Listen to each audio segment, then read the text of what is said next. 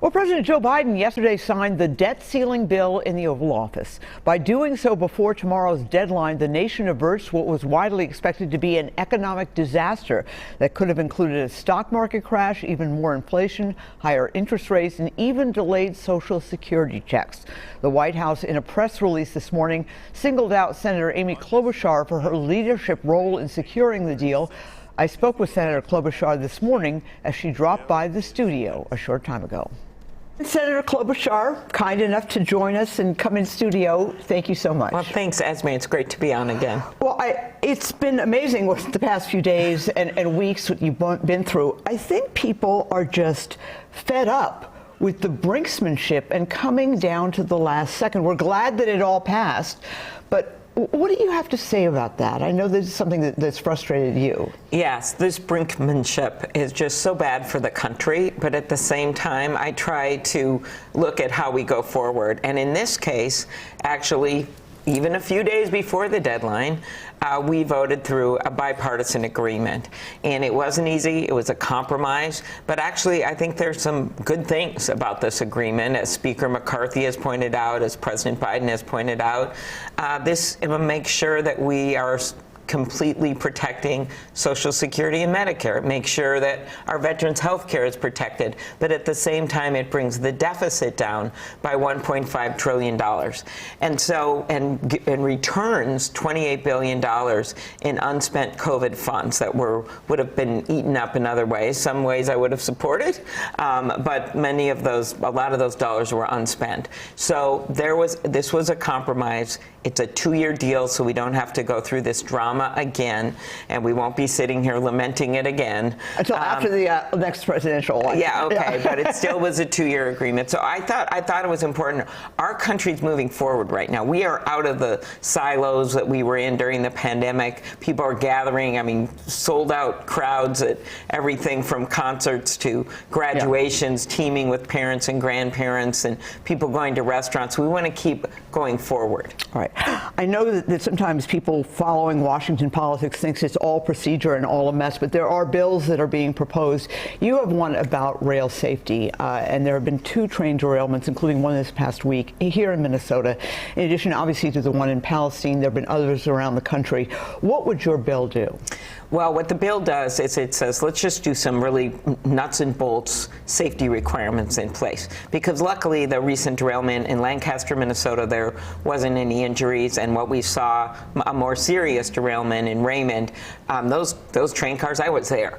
They could have, if the ground wasn't frozen, it would have been a different story. It was right near some grain elevators. And so you could have really had an explosion there. Fortunately, didn't happen. But look what happened in Ohio. What are the common sense things? 1, have 2 people on these trains at all times. 2, make sure there's more inspections. This is in your bill. Yeah, it's in our bill. And of course, working with the 2 senators from Ohio, Sherrod Brown, Democrat, J.D. Vance, new senator, Republican. And then the third thing is having these detectors on the tracks, so it can detect whether it's heating up with the train as it speeds down these tracks. Why is this happening now? Well, for Class 1, the biggest rails, biggest trains, we've just seen more and more derailments with those particular trains. Why? They're heavier, they're longer, and so we just need to put more safety measures in place. We don't want to stop freight rail. That's how we get goods to market. It's really important. We just have to put better safety standards in place. Okay, well, one would think it's about time. You've got these railroads going through major cities like Minneapolis and smaller communities all over the state. I do want to ask you about, a lot of talk about the 2024 election, the presidential election, but there's another election here in 2024, and that is the senatorial election for your seat. I presume you're running again. Yes, I am. You are running again. And I do want to say, I did reach out to the Republican Party, and they didn't get back to me on who they might have running against you. I know that's their problem. What are your goals for another term? This would be your 4th term. Yes. So my goal is to continue the focus of standing up for Minnesotans, and that means getting things done. Finally, after years, I got that bill passed to allow the Medicare on behalf of all the seniors of Minnesota and our country to get better rates for prescription drugs. That was an unbelievable deal the pharma companies got, which protected them from any kind of competitive pressures. We finally changed that. I've done a lot on economics when it comes to supply chains and the like, to bring down the costs of shipping companies, international conglomerates were charging for Minnesota consumers, manufacturers, and farmers. I stand in a senior position now on both the Commerce Committee and the Agriculture Committee going forward, and so that's going to allow me to head up a number of really important efforts that'll help the state. So I love my job. I love representing Minnesota. I never forget the words of Paul Wellstone that politics is about improving people's lives. And if you don't do that, why are you there? And then finally, I just want to keep working across the aisle. The statistics last year showed I was number 3 in the last Congress for passing bills in the whole Senate out of 100, and number 1 for bipartisan bills. You know, we're going to get to your book in a little bit, which does go over your presidential bid, but I think a lot of people, clearly your bid was a success. You exceeded expectations, as you write about. Is there any part of you that, looking at Joe Biden right now, would want to run in any way if he does not somehow is physically able to continue in the race? Well, Joe Biden is running for president, and he has quite a record to run on, actually. He's got the fact that he has led with a steady hand, and when you look at candidates out there like Donald Trump, I don't think people want to go back to that chaos.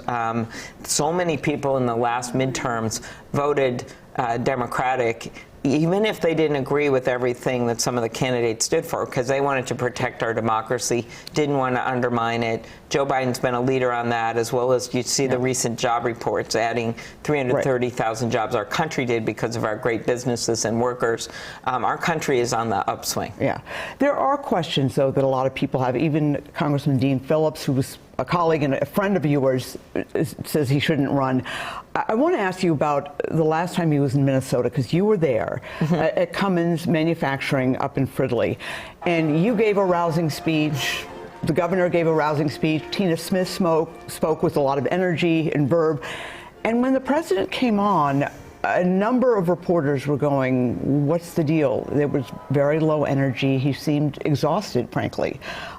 He looked older. And, you know, I think people will look at that and see things, and obviously I feel almost sorry for him for having fallen. The cameras capture it, but what do you say about that? Because there are times where he does appear, frankly, old. You know, he's always had this somewhat understated style. I mean, I know I debated him. I ran against him for a year. And I know that he is someone that feels very deeply about things. He's just not someone that gets up and yells all the time. That doesn't not mean he's strong in his beliefs. He did a very good job negotiating this debt agreement just recently. And he literally stood on that stage and gave diplomas to over 900 cadets for hours.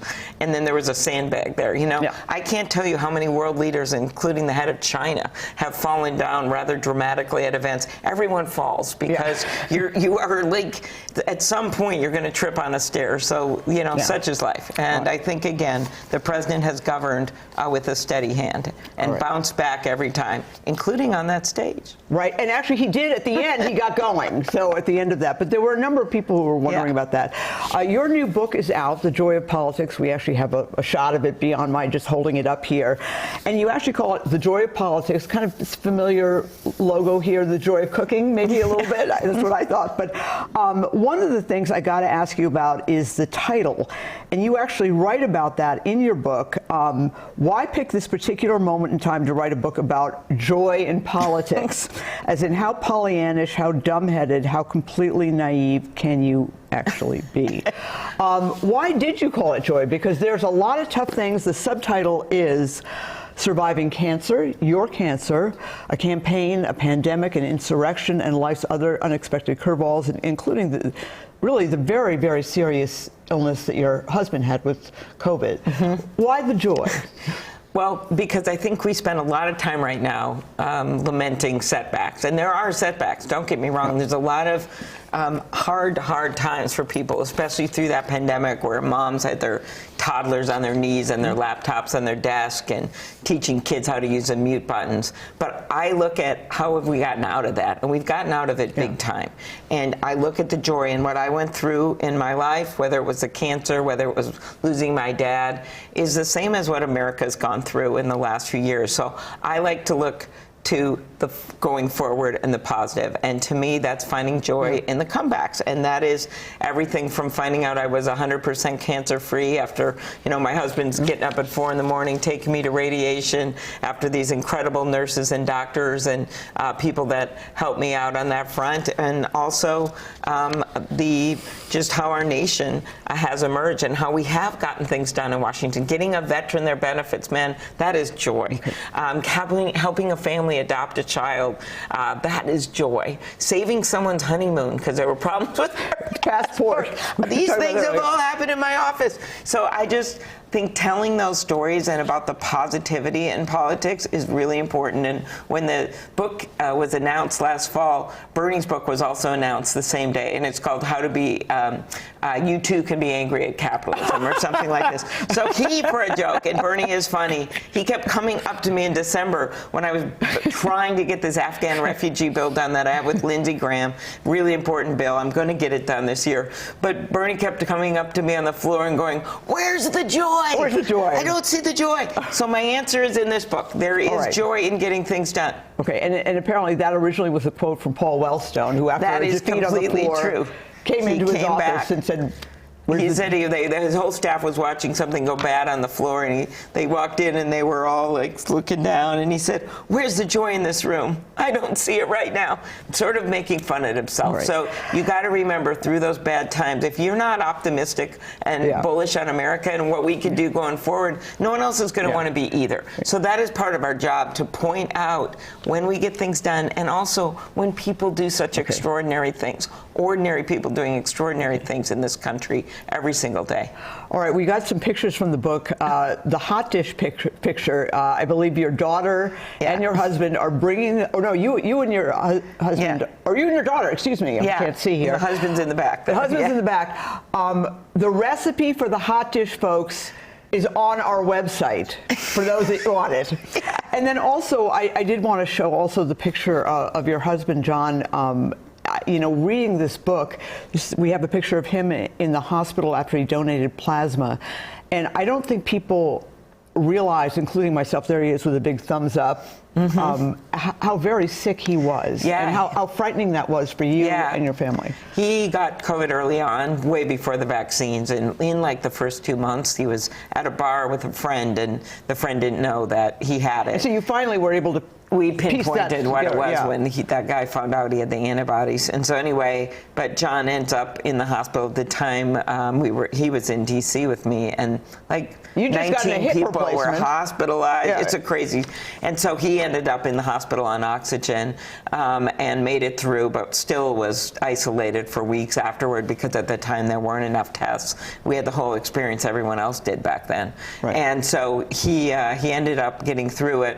He does have one long-term symptom. And whenever I notice when I say, "We have to go clean the basement," he goes, "No, the dust. I don't want to do that." So, but he, being a political spouse is never easy. So I told a lot of stories here about him because he has been just with me every step of this road, and has just been an incredible person. And so I'm very proud of him, and I'm so glad he made it through.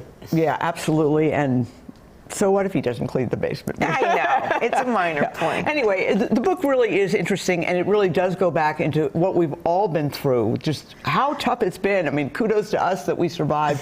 Senator Klobuchar, love the book, The Joy of Politics. Yes, and thank you for stopping by, and obviously we will be following your re-election. All right. Thank you, Esme. It's great to be on.